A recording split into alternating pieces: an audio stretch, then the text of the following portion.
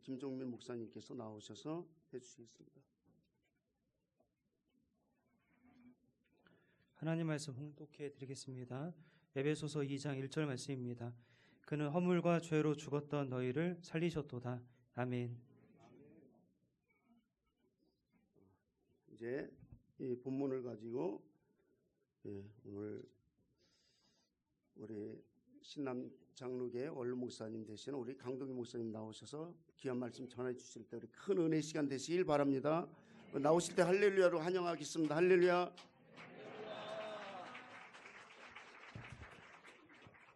네, 반갑습니다. 제가 인제를 떠난 지 8년째 됩니다. 8년 만에 또 인제 돌아와서 여기 그전에 여기서 연합 사업을 많이 했는데 연합회에서 또 설교하게 돼서 참 영광입니다. 그지 성가대 찬양이 너무 은혜스러워서 설교보다 은혜 다 받은 것 같아요. 너무 감사합니다. 우리 성가대에서 다시 한번 큰 박수 부탁합니다.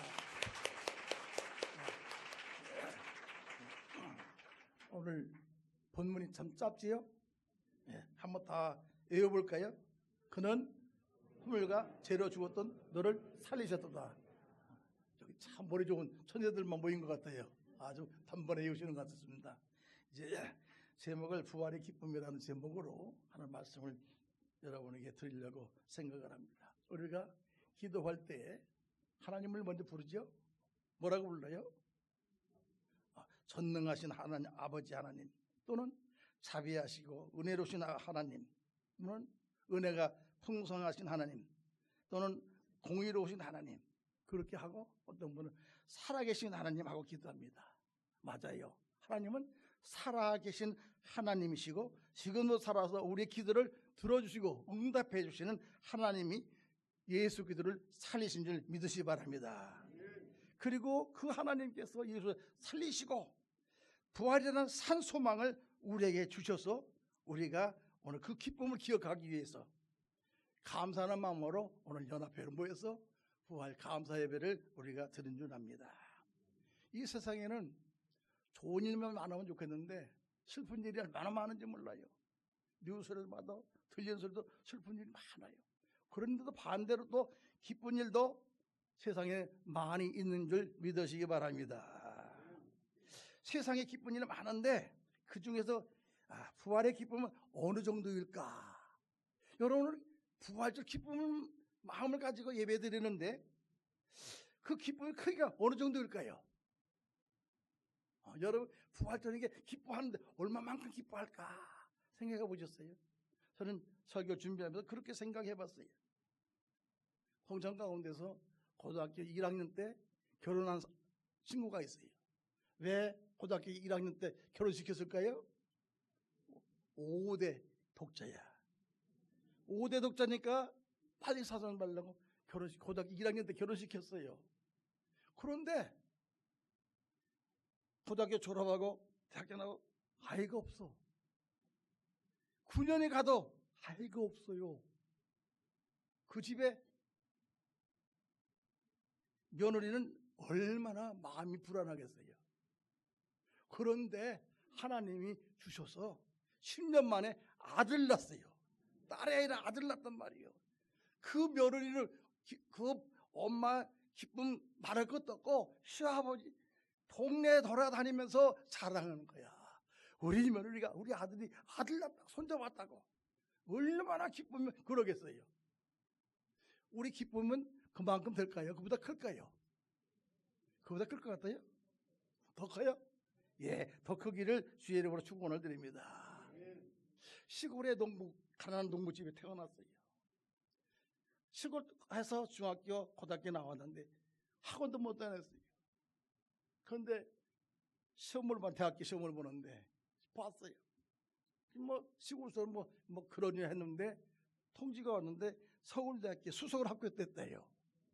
그 소식 들은 그 부모님이나 그 가정보다 동네가 다 기뻐요. 우리 동네에서 인물 났다고 기뻐합니다. 그 가정이 기쁘면 얼마나 기쁠까요? 얼마나 크면 기쁠까요? 여러분 부활절 기쁨보다 더 기쁠까요? 여러분 부활절 기쁨이 더 기쁘지요?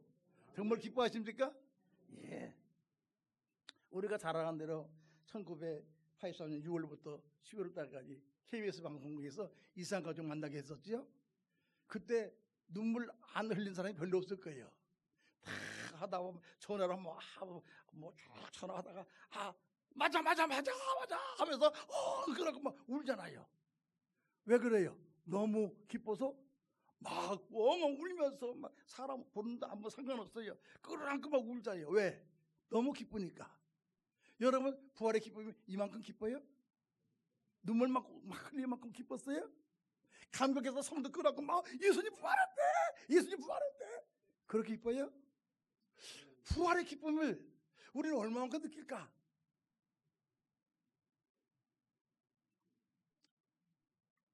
성경에 보면 야곱이라는 사람이 나옵니다. 이스라엘의 이름이 야곱이잖아요. 그 야곱의 아들이 많았죠? 몇 명이었어요? 12명. 그중 11째 아들 요셉이를 그렇게 사랑했어요. 아버지가 특별히 사용했어요. 그러니 형들이 미워했잖아요. 저는 뭐 그러다가 아빠가 심부름 보냈는데 형들이 그거 보고 저거 없애버리자 하고 팔아먹었어. 인신매매 팔아먹고 그 옷 뺏어가지고 찢어갖고 양 잡아서 피 흘려가 묻혀가지고 아버지한테 아버지 우리 옷 이거 요셉 옷 아닌게요? 아버지가 얼마나 가슴이 찢어지겠어요. 제일로 사랑하는 아들이 제일로 아끼는 아들이 죽었다 말이야. 보지도 못했지만 옷을 보니까 피 묻어 죽었다. 그 뒤로 막 밥도 못 먹고 막 고민했는데 그리고 세월이 지나갔어요. 잃어버렸어요. 그 몇십 년 후에 그 아들이 그때 당시 최고 큰 나라 애굽의 총리가 되어가지고 아버지를 모시겠다고 마차를 보내고 모시러 와서 만났을 때 그 아버지 야곱과 요셉을 만날 때 그 기쁨은 어느 정도였을까요? 한번 상상해 보세요. 잃어버린 아들, 죽은 줄 알았던 아들이 몇십 년 만에 살아있고 총리 있을 때 그 아들을 만났을 때 그 아버지 기쁨은 얼마만큼 클까요? 여러분 부활절 기쁨은 그만큼 기쁠까요? 그보다 더 기뻐하지 않겠어요? 그 아들을 만나 야곱 기가 막혔을 거예요. 아니 죽었다고 했는데 죽은 줄 알았는데 살아서 이렇게 성공했으니까 그 아들을 만났을 때 그 기쁨은 말도 할 수 없었을 거예요. 우리 성경에 보면 이스라엘의 나인이라는 나인성이라는 조그만 동네에 여자가 혼자 사는 여자가 있었잖아요. 남편 일찍 잃고 아들 하나 정성대로 길러서 청년까지 잘 길러놨어요. 이 장가문에서 며느리 보면 고생 다 했다 생각할 좀 됐는데 그만 아들이 죽었잖아요. 그 엄마가 얼마나 가슴이 아프겠어요. 혼자 그 아들만 하늘같이 바라보고 잘 길렀는데 그 아들이 자기보다 먼저 죽었으니 동물 죽으면 땅에다 묻고 자식 죽으면 어디다 묻어요? 여기다 묻는다는데 그 여인이 가슴이 미어질 거 아니에요. 상에다 메어갖고 나가는데 여자가 따라가면서 막 상에 붙잡고 막 울면서 못 간다 매달리고 우는데 어떤 청년이 다 남자 멈춰라. 그러더니 상을 내놓고 다 살아났어요. 그 밑에 아들 죽은 아들이 살아날 때 그 어머니의 마음이 얼만큼 기뻤을까요? 상상이 안 가지요? 오늘 부활을 예수의 살아난 기쁨은 그보다 더할 거라고 말이에요. 예수님을 3년 동안 따라다닌 청년들이 있었어요. 20대, 30대 그 사이는 청년들 아니니까 그 청년들이 다 자기들 하던 거 다 버리고 예수님 따라다니면 뭔가 왕이 되면 한 자리 할 것 같기도 하고 그래서 그 청춘의 꿈을 다 버리고 예수님은 따라다녔어요. 3년 동안 열심히 따라다니면서 너무 좋은 거 많이 봤어요. 기적 많이 보고 좋아가지고 그랬는데 아니 그 예수님 하루아침 힘없이 십자가에 그 고통스럽게 돌아가시고 땅에 묻혔어요. 이제 자기들은 도망가 숨는 신세가 됐단 말이에요. 그래서 숨어서 있는데 하루 이틀 3일 지났는데 예수님이 찾아오셨잖아요. 찾아오셨어요. 얘들아 나 봐라. 손 만져봐라. 실망했던 제자들이 11 제자가 예수님을 만났을 때 그 기쁨은 얼마큼 컸을까요? 죽으면 돌아갔어. 우리가 실망했는데 이제는 끝났구나. 예수님 이제 죽어서 끝났어. 그동안 살아계실 때 예수님께 내가 죽었다 살아난다 말했는데 그 기억이 안 들어왔던 것 같아요. 그 예수님이 살아나서 찾아왔는데 무서워서 벌벌 떨고 있는데 예수님이 찾아왔어. 죽었던 예수님이 살아날 때 그 기쁨이 상상이 안 되잖아요. 그런 기쁨을 가지라고 예수님께서 우리 부활절을 우리에게 주신 줄 믿으시 바랍니다. 오늘 우리는 부활절에 이런 기쁨을 가져야 되겠는데 세상에는 부활을 믿는 사람도 있고 믿지 않는 사람이 있어요. 예수 안 믿는 사람은 뭐 상관없고 성경이 보니까 예수님 제자들부터 안 믿었어요. 예수님 제자들은 예수님 따라다니면서 요한복음 11장 보니까 나사로는 집에 갔어요. 나사로 무덤에 가니까 나흘에서 사흘에 썩고 냄새나는 그런 무덤에 있는 나사로 예수님 살리는 걸 제자들이 봤어요, 못 봤어요? 봤잖아요. 죽은 사람 하루도 이틀이나 3일 무덤에 넣었던 사람 살리는 걸 제자들은 분명히 봤어요. 그래서 예수님께서 내가 죽었다고 3일 만에 살아나리라 약속했어요. 그런데도 예수님이 부활하고 나서 믿지 못했어요. 누가? 여자들 와서 예수님이 부활했다니까 무슨 부활이야? 안 믿었어요. 다른 제자들이 도마 보고 야 예수님 살아나셨어 부르더니 도마가 뭐라고 합니까? 무슨 소리야? 무슨 헛소리하고 있어. 나는 예수님 손 만져보기 옆구리 만져보기 전에는 믿을 수 없어. 예수님 제자들도 예수님 부활을 믿었어요? 안 믿었어요? 안 믿어. 3년 동안 그렇게 쫓아다 제자들도 예수님을 안 믿었다는 말이에요. 그때 예수님께서 말씀했잖아요. 더디 믿지 않는다고 책망을 했어요. 오늘 우리는 예수님 믿으면서도 부활을 믿지 못해서 예수님한테 책망 들을 수 있는 그런 사람 아닌지, 정말로 예수님 부활을 믿어가지고 그 큰 기쁨을 오늘 부활 때 막 같이 느끼는, 예수님 살아날 때 막 너무 좋아하는 그러한 기쁨을 누릴 수 있는 우리가 되어서 정말 하나님 올 때 야 정말로 믿음 있는 자들이 여기에 인재에 다 모였구나 하고 하나님이 기뻐할 수 있는 여러분 되기를 주의 이름으로 축원을 드립니다. 예수님 제자뿐 아니에요.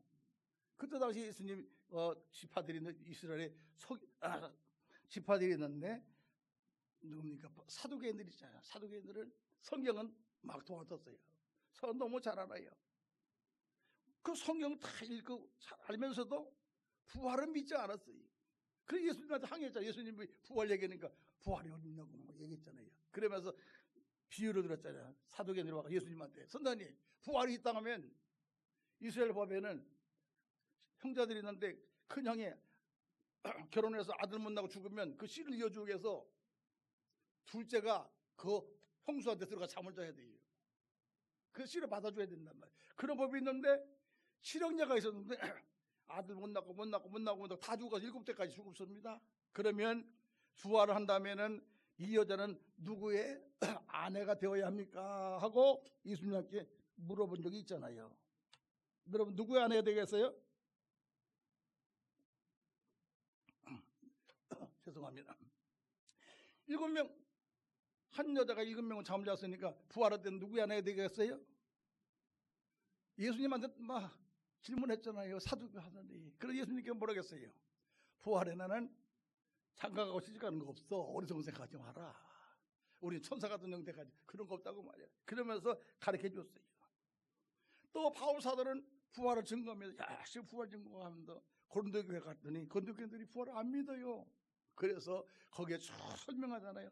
만약 예수님이 부활하지 없다면 하나님께서 살릴 것도 없었을 거고, 만약에 부활이 없다면 우리 믿는 사람들이 세상에서 가장 불쌍한 사람이라고.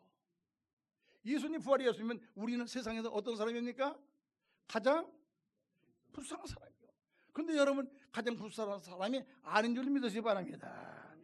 가장 좋은 사람들이. 왜? 예수를 믿을 수 있으니까. 여러분 마음에 예수가 믿어지지 않아요? 왜? 믿음이 있으니까 믿는 거예요. 믿음이 요성몸이 있잖아요. 근데 믿음이 어디서 나요? 내가 가진 게 아니라 우리의 믿음은 누가 준 거예요? 에베소에 보니까 하나님이 주신 선물이라고 말이에요. 여러분 예수를 믿는다는 자신은 여러분 안에 하나님의 믿음이라는 선물을 받은 줄 믿으시기 바랍니다. 다시 말해서 여러분 하나님의 선물 받았어요. 누구의 선물이요? 대통령 선물이요? 대통령이 선물 줬다고 그거 하나 받으면 어때요? 아마 굉장히 사랑할 거예요. 근데 하나님한테 선물 받는 믿으며 선물을 받는 우리요. 그러면 여러분을 어깨에 베고 자랑할 수 있기를 바랍니다. 살아계신 하나님께서 여러분의 선물 주셨는데 그 선물을 받았다고. 그래서 그 선물이 믿음 가지고 예수님 보지 못했지만 도마나 복음 믿을 때 복음 믿는 자보다 안 복음 믿는 자가 더 복 있다고 했는데 우리는 안 복음 믿는 예수님 제자들보다 더 복 있는 자들을 믿으시기 바랍니다. 이렇게 하나님의 선물 받고 예수를 믿는 우리가 주님 오실 때 죽은 자들이 썩지 아니할 것으로 다시 살아나고 우리도 변화하여 썩을 것이 반드시 썩지 아니할 것으로 입겠고 이 죽을 것이 죽지 아니함을 입겠다고 분명히 말씀하신 것처럼 우리는 예수님 부활한 것처럼 여러분도 부활할 것을 확실히 믿으시기 바랍니다. 오늘 본문의 말씀을 다시 한번 암송해 봅시다. 그는 시작. 그는 허물과 너희를 살리셨도다. 여러분 언제 죽으셨어요? 언제 죽으셨었나요? 근데 성경이 뭐라는 게 여러분 뭐 했어요? 죽었던이죠. 과거예요, 현재예요, 미래예요. 과거라면 죽었던 우리를 살리셨다. 믿어집니까? 내가 언제 죽었었나요? 여러분 언제 죽었었어요? 성경은 그렇게 말씀합니다. 누가복음 15장에 보면 탕자의 비유가 나오잖아요. 아버지가 재산이 많은데 아들 형제가 있는데 둘째 아들이 아버지 나중에 재산 물려주고 미리 좀 주세요. 땡겨가지고 나가가지고 다 탕진해가지고 나중에 돼지 먹는 거 주워 먹다가 생각하니까 우리 집에 가면 잘 사는데 우리 아버지한테 가면 좋겠다고 집에 돌아오잖아요. 그때 형이 아버지 저놈 아버지한테 다 말아먹고 돌아왔는데 나를 위해서는 잔치 안 해주는데 저를 위해 잔치 주나요? 하고 형이 막 뿔났을 때 아버지가 뭐라고 합니까? 이 세상에 다 안 되겠지만 네 동생은 뭐라고 해요? 죽었다 살아났다. 그게 죽었다 살아난 거예요. 실제 안 죽었었잖아요. 그것처럼 성경은 더 자세히 말합니다. 시편에 보니까 그런 말 나와요. 쉽게 예를 들어서 새가 이렇게 막 날아다니는 얼마나 좋은지 몰라요. 집에 사랑하는 아내도 있고 자식도 있어서 그 먹이 잡으러 먹이를 가려고 하는데 금방 너무 좋다는데 그 머리 탁 걸려버렸어요. 그 새는 살까요 죽을까요? 그 머리 탁 걸렸어요. 날개 찐 걸 딱 걸려서 못 날라요. 이제 죽은 거지요. 그런데 시편에 보니까 그렇게 말씀합니다. 우리 영혼이 사냥꾼의 올무에서 벗어나 새같이 되었나니 사냥꾼에 누가 와서 올무 풀어줘서 다 풀려주고 날려보낼 때 그 새가 얼마나 기쁠까요? 그 새는 죽은 새입니다. 죽은 새인데 살아난 거예요. 죽었던 우리가 그 무슨 말이에요? 우리가 하나님 품을 떠나서 마귀 권세 아래 마귀의 쳐는 그물에 딱 걸려가지고 하나님의 진노의 대상이 됐다는 말이에요. 소돔 고모라처럼 노아 때 홍수처럼 우리는 멸망할 수밖에 없는 사망의 죽음 안에 죽어야 마땅한 우리지만은 하나님께서 새 그물에서 풀어준 것처럼 사냥꾼의 올무에서 벗어난 새같이 우리가 살아났다. 그래서 죽었던 너희를 살리셨도다. 마귀 권세 아래 그물에 걸렸는 우리를 살려주신 일 믿으시기 바랍니다. 우리는 다 한번 부활한 사람들이에요. 그래서 한번 살아난 사람들이에요. 그러니 얼마나 기쁘겠어요. 우리가 하나님 말씀을 한번 같이 읽어보겠습니다. 시편 91편 1절부터 5절 못 듣는데 예, 5절만 한번 읽어봅시다. 시작. 너는 예, 그 다음 6절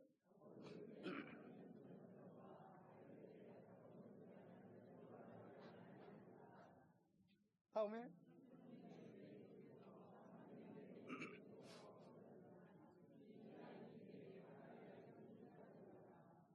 8절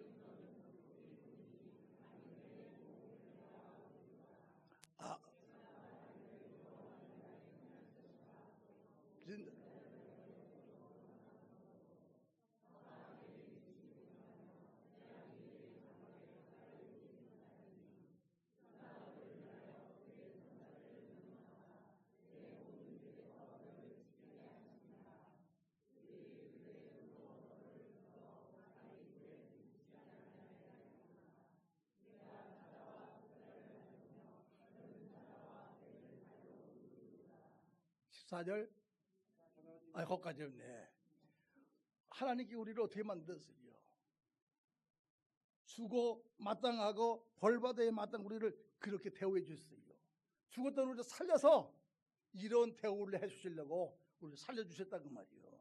죽었던 우리는 그물에 걸렸던 새같이 걸려있는 우리를 사명권의 올무에서 벗어나게 만들어줄 이 기쁨을 우리가 맞아보야 된다는 말이에요. 내가 죽고 사자에 딱 내가 새가 됐다고 해서 샌데 날아가다 싹 꺼져서 까마득한 거예요. 아무리 밖에 나와서 이제는 사랑하는 식구도 못 보고 자식도 보고 나는 죽었구나. 그런데 누가 와서 잡아서 다 끌려주니 놔주는 거예요. 날아갈 때 그 새 기쁨, 그 시편에 124편에 보면 그러잖아요. 우리의 영혼이 사냥꾼의 삶에서 벗어난 새 같다. 그게 부활의 기쁨이라 그 말이에요. 오늘 우리는 그런 기쁨을 함께 누리기를 주의 이름으로 축원을 드립니다.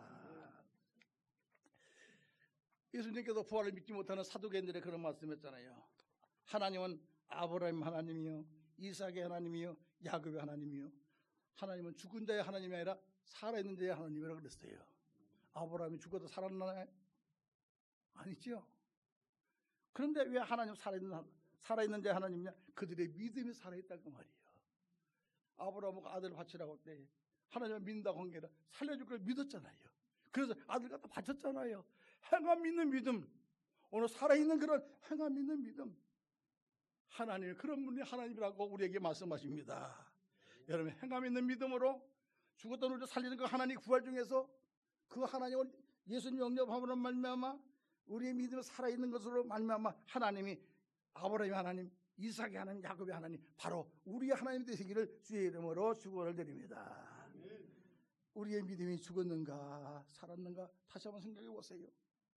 야고보서 2장 15절부터 17절 만일 형제나 자매가 헐벗고 일용할 양식이 없는데 너희 중에 누구든지 그에게 이르되 평안히 가라, 더욱게 하라, 배부르게 하라 하면서 그 몸에 쓸 것을 주지 아니하면 무슨 유익이 있겠으리요.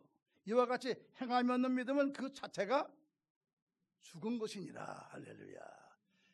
하나님 말씀하세요. 행함이 없는 믿음은 아이고 우리 권사님만 믿음만 아무 소용없어. 우리 목사님 믿음이 굉장히 아무 소용없어요. 행함이 없으면 하나님 앞에는 뭐예요? 죽은 믿음이라고 말이에요. 그런 죽은 사람이 하나님 아니에요.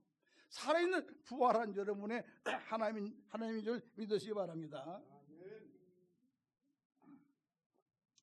오늘 제가 점심을 너무 잘 먹은 것 같아요. 목이 자꾸 메나.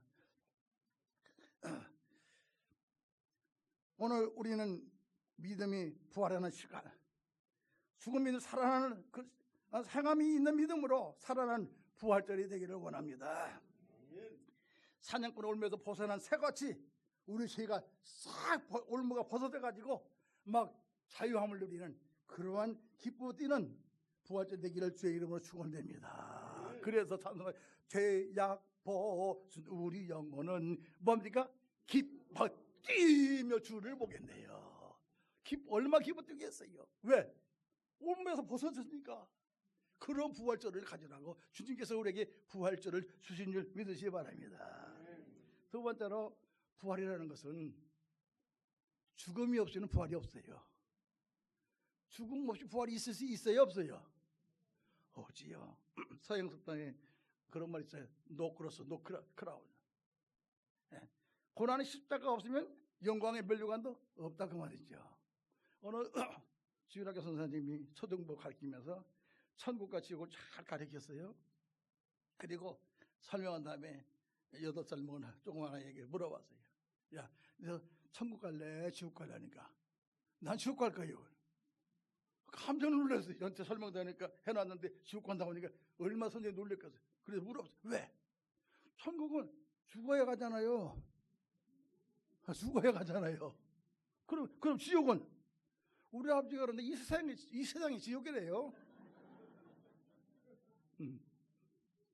우리 한자에 보면 그런 말 있죠. 전문세락이라고. 똥밭에서 굴려도 저 세상보다 이 세상이 좋다. 똥밭에 굴려도 세상이 더 좋다고. 죽기는 싫어하잖아요.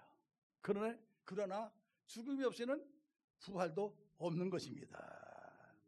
예수님께서 제사를 드리고 예루살렘 올라갈 때 제자들에게 말하잖아요. 내가 예루살렘 올라가면 사람들이 나를 갖다 고소할 거고 나를 잡아다 막 고통 줄 것이고 그리고 나를 잡아 내가 십자가에 죽을 것이라고 심각하게 예수님 설명할 때 제자들이 보는데 그때 뭐가 있어요?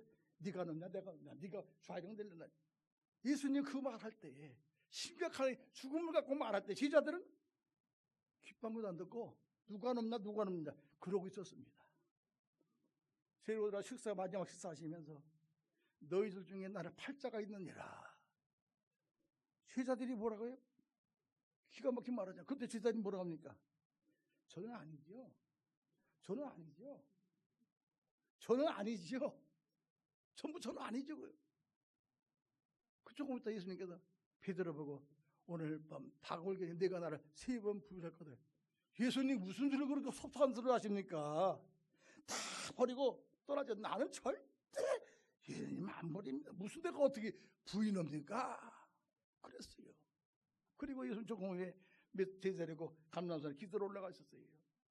다 기도하십니다. 너희들 여기서 기도하라. 쭉 떨어져 하나님 기도 하나님 이 산을 내게서 물리 있으면 물려주면 좋겠습니다. 그러나 내 뜻대로 하지 말고 아버지 해달라고 기도하고 나가서 가보니까 제자들이 너무 오다니까 잠이 골아 떨어졌어요.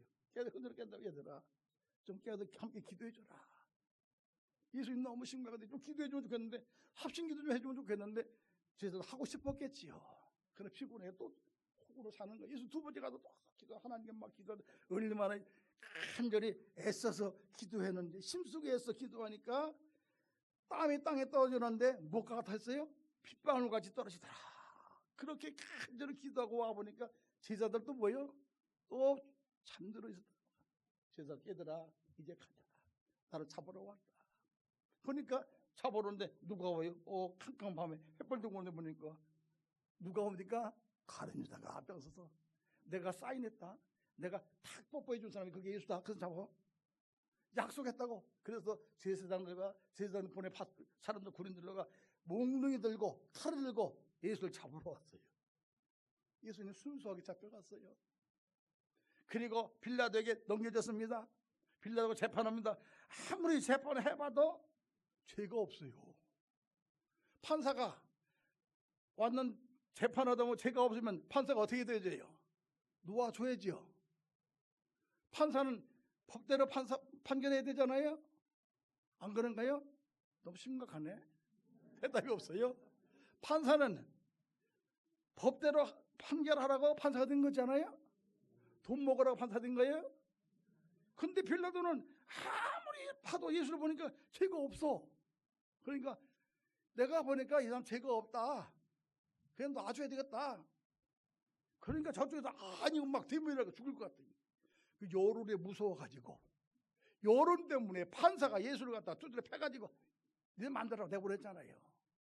그래 예수님 갖다 고된 십자가 말씀 아프고 힘든 십자가에 못 박아 돌아가셨다고 말이에요. 그리고 부활하신 거예요. 그 고난의 죽음 후에 부활이 있는 줄 믿으시기 바랍니다. 그래서 고린도서 15장 31절에 보면 바울이 말해요. 나는 날마다 죽노라. 날마다 죽으나 자살하는 말이니까 아니다 그 말이에요. 갈라디아에 보니까 그리스도와 함께 십자가에 못 박혔나니 그런즉 이제는 내가 사는 것이 아니고 오직 내 안에 그리스도께서 사는 것이라. 나는 죽고 내 안에 누가 살아요? 예수님만 살아있는 여러분 되기를 바랍니다. 예수님도 말씀했어요. 누구는 십자가를 지고 날 따라오라고 그랬어요. 그런데 우리가 추구할 것이 무엇이냐? 이렇게 하면 또 목사가 자살하라고 해서 죽으래. 그렇게 바로 전하면 안 되겠죠? 어떤 사람은 성경을 잘못 준 사람이 있어요. 일하기 싫어하는 자는 뭐라겠어요? 먹지도 말라겠어요? 먹지도 못하게 하랬지. 먹지 말라고 하는 거 먹지도 못하게 주지 말라고 그러고. 그러면 또 어린아이에 실족시킨 사람은 물에 빠져 어떻게 해요? 자살하라고 했어요? 아니죠. 돌에 물에 묶어서 빠뜨려뜨려야겠어요. 다 수동형이지 능등 내가 스스로 한 게 아니라 그 말이에요. 잘못 같으면 안 되는. 오늘도 마찬가지예요. 우리가 죽어야 되는 게 뭘 죽었냐? 사살하는 말이 아니고 우리가 죽어야 할 것이 몇 가지가 있는데 여러분에게 소개하려고 합니다. 첫 번째 우리가 죽어야 할 것이냐? 죽어야 부활하니까. 내 속에 있는 뭘 죽었냐? 가만히 성경에 보니까 하나님 싫어하는 것 중에 뭐가 있냐? 교만이라는 겁니다. 여러분의 교만이 죽고 주님 닮은 겸손히 살아나기를 주의 이름으로 축원을 드립니다. 이스라엘 왕 중에 아주 교만한 왕이 있었어요. 여러분 잘 알아요. 엘리야하고 갈멜상에 있던 아합 왕입니다. 아합 왕이 너무나 교만하고 악했어요. 그래가지고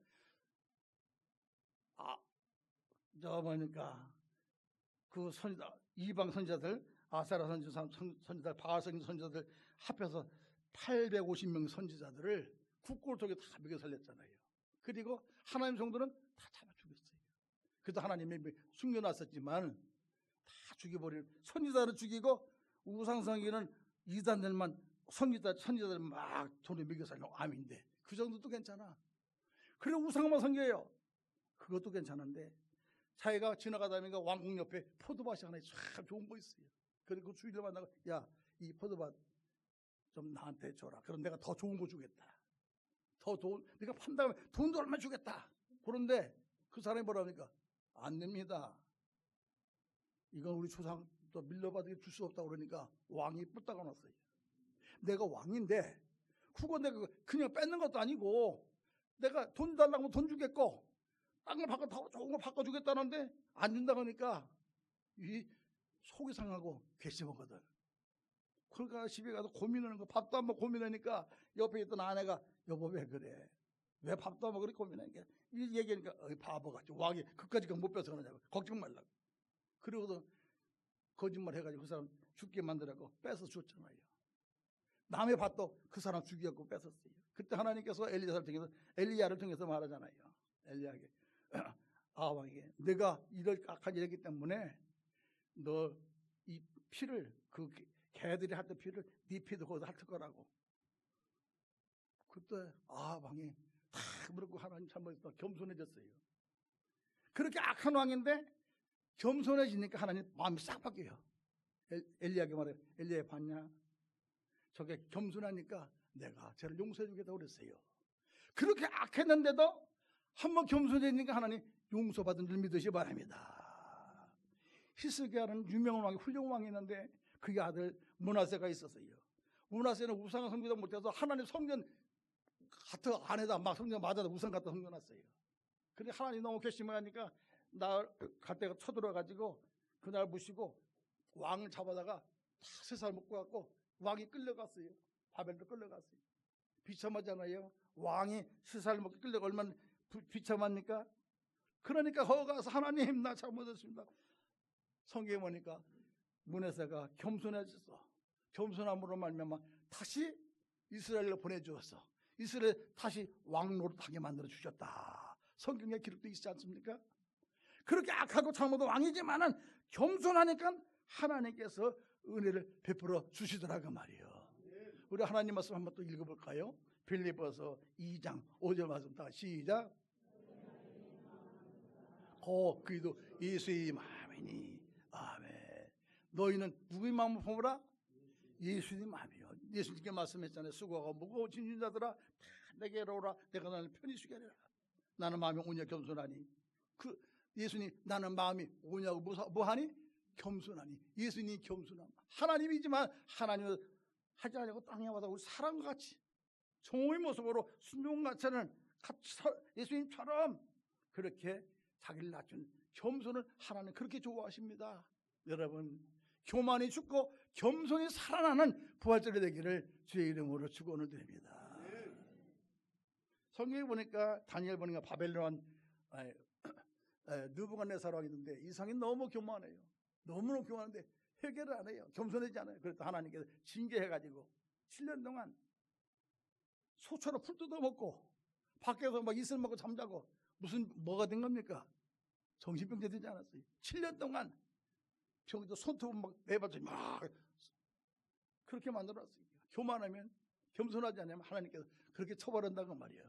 여러분은 하나님 앞에 겸손하기를 바랍니다. 겸손만 하면 하나님께 아무리 악할지라도 겸손해지면 그렇게 복을 주시잖아요. 그러므로 여러분 속에 있는 교만을 싹 죽어버리고 겸손히 살아나는 부활절이 되기를 주의 이름으로 축원을 드립니다. 이 사람이 약해요, 강해요? 참 약해요. 얼마나 약합니까? 성경에 보니까 야고보서 그랬죠. 내일 일을 너희가 알지 못하노다. 너희의 생명이 무엇이냐? 너희는 잠깐 보이다가 없어지는 안개니라. 할렐루야. 여러분 성경 다 감성 다 하시네. 안개가 어때요? 아무리 심해도 해가 뜨면 금방 사라지죠. 우리는 안개가 다 뿐만 아니라 이사야에 보면 이사 40장 옛날 성경에는 너 지렁이 같은 야곱아. 지금은 벌레 같은 야곱아 그랬어요. 여러분 벌레나 지렁이나 거기죠. 지렁이가 비가 많이 오면 막 땅에 다 올라와요. 그러다 갑자기 해가 딱 뜨면 그 지렁이 땅에 다 들어가지 못하고 어떻게 돼요? 다 말라 죽죠. 우리가 지렁이 같다 그 말이요. 아무리 애써봤자 해 한번 남아 끝나는 거예요. 그런데 성경은 토마스 말입니다. 시편 62편에 보니까 슬퍼도다. 사람 인생은 뭐하냐? 저울에 달면 그들의 입김보다도 가벼우리라. 여러분을 저울에 올려놨어요. 저울이 얼마큼 나갈까요? 입김보다도 가볍다고 하나님 말씀하셨어요. 입김보다 가벼운 사람들 힘이 있어요, 없어요? 안개 같은 사람, 입김보다 가벼운 사람, 더 나아가서 욕기에 보면 뭐라고 했습니까? 하루살이할 때도 눌려 죽을 사람들이라.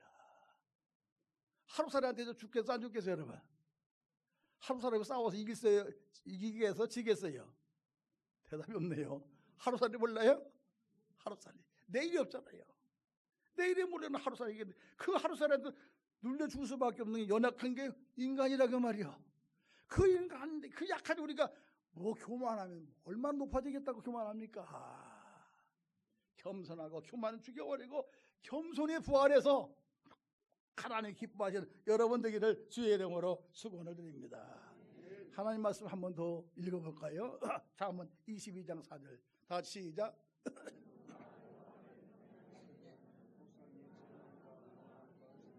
아멘. 겸손과 여호와를 경외함이 그 보상은 뭡니까? 재물과 영광과 생명이니라. 아멘. 겸손이 귀한 여러분에게 막 재물도 들어오고 영광이 들어오잖아요.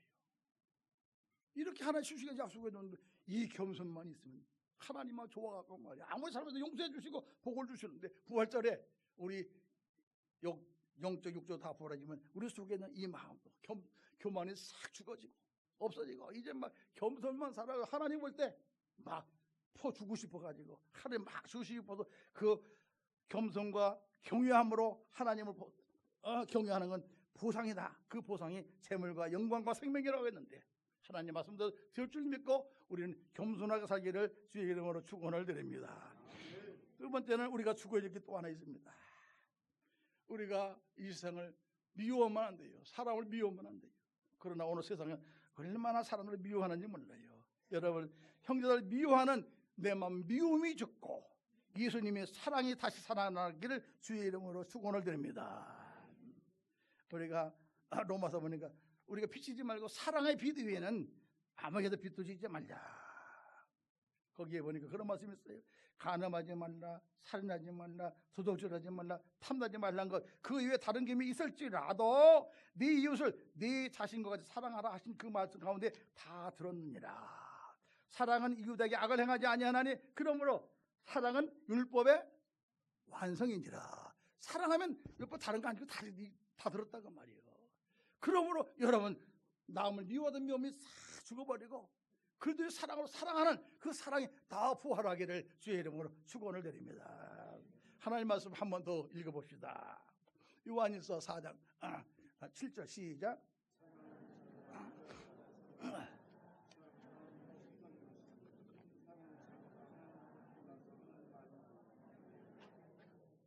예, 사랑하는 자들아 우리가 어떻게 하자? 서로 사랑하자. 사랑은 누구에게 속했어요? 하나님께 속한 것이니 사랑하는 자마다 하나님으로부터 나서 하나님을 알고 사랑하지 아니하는 자는 하나님을 알지 못하나니 이는 하나님은 사랑이십니다. 여러분 하나님은 알아요 몰라요? 안다면 이웃을 사랑하시기 바랍니다. 누구든지 하나님을 사랑하느라고 하고 그 형제를 미워하면 이는 거짓말을 하는 자라고 그랬어요. 보이는 형제로 사랑하지 못한 사람이 보이지 않는 하나님을 사랑할 수 없다고 말했습니다. 그러므로 우리는 서로 사랑하기를 주의 이름으로 축원을 드립니다. 요한계시록 2장에 보면 에베소 교회 훌륭한 교회예요. 참 잘한 교회예요. 그런데 책망하는데 내가 사랑이 잊어버렸구나. 교회 안에 사랑이 있어지기를 바랍니다. 오늘 그 사랑이 가정에도 없어졌어요. 자녀들이 어떤 거면 아버지 재산 뺐을까, 엄마 재산 뺐을까. 그러고는 뺏어요 다. 부모는 약해서 다 줘요. 주고 나면 양놈에다 고리장 시켜놓고 집에도 못하게 아파트 번호 싹 바꿔버리고 못하게 사랑이 식어서 그런 거예요. 옛날에는 부모가 자식 다니면 다 줬는데 지금은 안 돼. 나 누구 때 너 줄 수 없어. 나 죽을 때 갖고 있어야 돼. 안 줘. 사랑이 식어서 그래. 자식도 마찬가지야. 부모를 사랑 안 하면 안 줘도 돼 부모인데 그거 있는 거 조그만 것도 다 뺏어 채고 버려버려요. 가정도 사랑이 식었고 교원에도 마찬가지예요. 옛날에 손양원 목사님, 원자탄인 손양원 목사님 나왔잖아. 여러분 가보셨나요? 나왔잖아. 전에 나왔잖아. 호름이 막 나는데 다 닦아줘. 손으로 막 그거 핥아주고 목회자가 지금 그렇게 거의 합니까? 반대로 성도들은 갈라디아가 너희 좋은 것들 너희 가르치는 대로 좀 같이 하라. 가르친 자대로 같이 하라겠는데 좋은 회식은 자기도 다 먹고 뭐 어떤 어려운 거 있으면 목사님 우리 좀 이러저러 어려운 거 그런 거 고백하라. 그러지 말고 좋은 거 있으면 목사님 같이 하고 목사님도 옛날 그런 우리 선조들이 한 것처럼 사랑으로 씩쳐라. 뭐 사랑이 살아나는. 그래서 내 미움이 나를 원망하고 불평한 사람이라도 그 미움이 다 죽어버리고 땅에도 묻어버리고 사랑이 살아나서 사랑이 넘치는 교회, 사랑이 넘치는 가정이 되기를 주의 이름으로 축원을 드립니다. 그 다음에 세 번째는 부활의 소망을 확실하기를 바랍니다. 히브리서 11장 보면 거기에 믿음 장이지요. 아주 믿음의 설명에 누구는 믿음이 좋고 누구는 어떻게 믿음이 좋고 에녹은 믿음이 좋아서 죽지 않고 노아는 믿음 때문에 홍수로 멸망하지 않았고 쭉 믿음을 얘기합니다. 그리고 어떤 사람들은 불 속에 들어갔는데도 죽지 않고 살았대요. 그런 성경에 나와 있죠? 누구예요? 다니엘은 사자굴 속에 사자가 못 잡아먹었죠? 그래야 안 그래요? 성경 말씀대로 그 사자가 늙어서 힘이 없어서 이빨이 없어서 다니엘은 못 잡아먹었을까요? 아니요. 그 다음에 다른 사람 죽어보니까 떨어지기 전에 막 잡아 뻑까지 웃었다는 그 사자인데 다니엘 못 잡아먹었어요. 그게 하나님의 뭐요? 능력의 기적입니다. 그런데 사드락과 메삭 아벤을 불수에 집어넣었어요. 불이 얼마나 뜨거운지 밀어넣는 사람이 다 죽었어요. 그런데 그새 들어가서는 안 죽었어요. 히브리서 11장은 그런 기적들이 있었는데 뭐라고 하니까 그거보다 더 좋은 부활을 바라보고 그거보다 더 좋은 게 뭐야? 부활인 줄 믿으시기 바랍니다. 여러분의 가정에 기적보다도 더 좋은 게 뭐예요? 부활이라고 히브리서 11장에 나와 있잖아요. 11장 53절인가요? 이 부활을 우리에게 주셨으니 얼마나 기뻐요. 그런 기적을 내가 채워지 못해도 그거보다 더 좋은 부활을 우리에게 주셨으니 그 기쁨을 누리는 그런 부활절이 되기를 주의 이름으로 축원을 드립니다.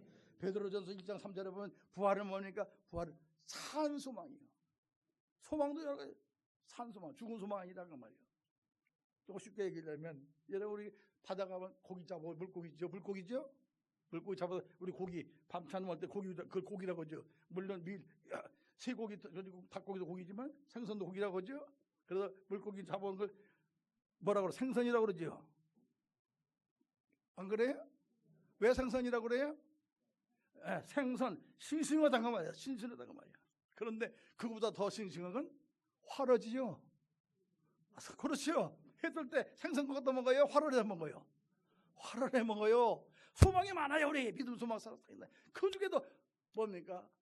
더 좋은 소망은 부활이라. 그래서 부활은 산 소망이라고 베드로에 말씀하고 있습니다. 우리의 죽은 소망에 살아있는 소망을 주셨어요. 우리 죄악에서 벗어나게 만들어 해방시켜 주셨어요. 얼마나 좋습니까? 이런 부활절을 맞이해서 우리가 기쁨으로 나가기를 주의 이름으로 축원을 드립니다. 우리가 더럽지 않고 썩지 않고 쇠하지 않는 그런 부활이 우리에게 분명히 온다는 말이에요. 요한복음 5장에 보면 이런 말씀이 있어요. 무덤 속에 있는 자가 다 그의 음성을 들을 때가 오나니 선한 일을 행한 자는 생명의 부활로, 악한 일을 행한 자는 심판의 부활로 나올 때가 옵니다.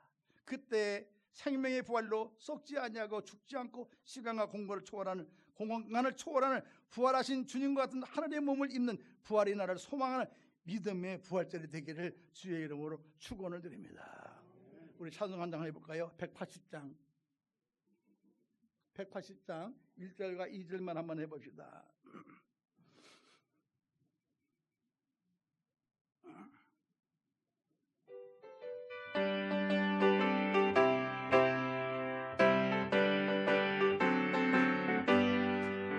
하나님의 나팔 소리 천지 진동할 때 예수 영광 중에 걸어가시고 천사들 세계 만국 모든 곳에 보내 구원받은 성도들을 모으니 나팔 불 나의 이름 나팔 불 나의 이름 나팔 불 나의 이름 내 잔치 참여하겠네 무덤 속에 탐나는 나의 이름 영화로운 부활 승리 얻으리 주가 택한 모든 성도 사고 온다 공동에서 주의 얼굴 배우리 나팔 불 내 나의 이름 나팔 불 내 나의 이름 나팔 불 내 나의 이름 내 잔치 참여하겠네 아멘.